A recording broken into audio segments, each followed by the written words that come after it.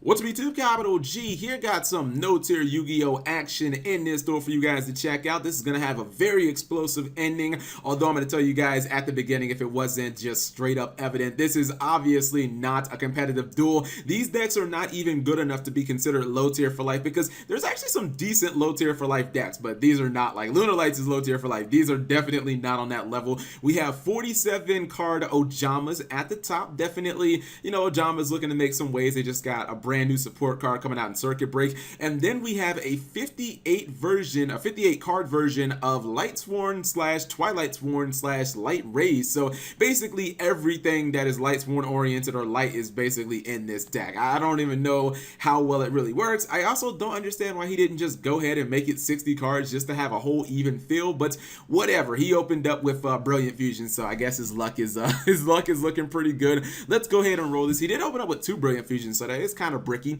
He sends a wolf as his light to the graveyard, then goes for Trick Clown. He's going to go for Minerva, finds himself a copy of Fairy Tale Snow, which is definitely good. Now the Brilliant Fusion, or excuse me, yeah, the Brilliant Fusion is going to get hit by Twin Twister, and he's going to summon 3 monsters, 3 Ojamis. He's going to search Polymerization. He got a draw from Metaphors Fusion as well. The problem is, and maybe this is questionable, he summoned Dark Mist, although he didn't actually attack the Minerva, which is just kind of weird. It's like, why even make the Dark Mist if you weren't going to attack it? I think maybe he just wanted some field presence. The problem with attacking Minerva without something like Utopia the Lightning, something that has that like Catastor-like effect, or something that has the Armades like effect, is the fact that your opponent does get the mill with the Minerva, and if they happen to mill some Lightsworn monsters, they can blow up cards on your side of the field. And then if they happen to mill something like a Wolf or Fearless, then you're like really fucked, because then they get monsters on the field and you basically lose cards on the field as well. So he's going to summon that Fairy Tale Snow, put Dark Mist face down.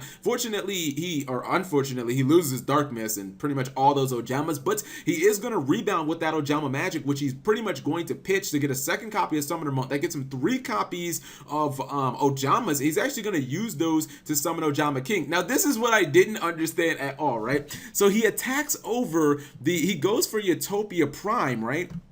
And at first I was like, wait, why did he stop at Utopia Prime instead of going for Utopia the Lightning? He actually does not run a copy of Utopia the Lightning. My man is still rocking with that 101 note. But yeah, unfortunately, this is what makes this no-tier Yu-Gi-Oh, guys, when you can't afford the Utopia the Lightning on YGO Pro with free cards. I don't know why. He would have been able to basically stop this Exceed play, and unfortunately his opponent is going to be able to make another Minerva, and his Utopia does die. Now here's the interesting thing, right?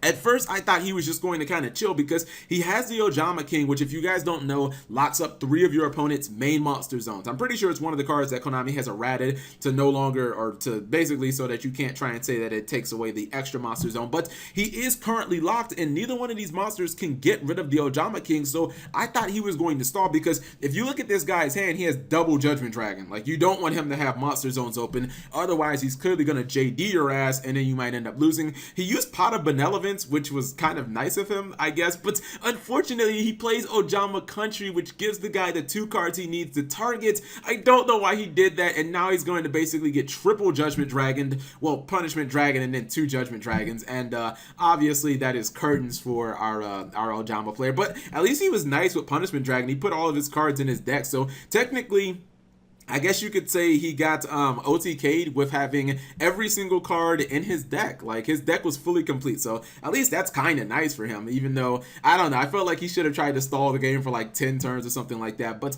pretty sure that this guy would have found a way out of it. He would have top deck a Regeki or something eventually to get rid of that Ojama King that was kind of stalling. But just a nice little no tier for life Yu-Gi-Oh duel that I hope you guys appreciate. If you did, please give the video a thumbs up. Thank you guys for watching. As always, subscribe if you have not already. This video has been brought to you by Audible. Get a free audiobook download and 30-day free trial at audible.com/MegaCapitalG. Over 180,000 titles to choose from on your mobile device. I'm listening to the amazing I Can't Make This Up by Kevin Hart. Link in the description.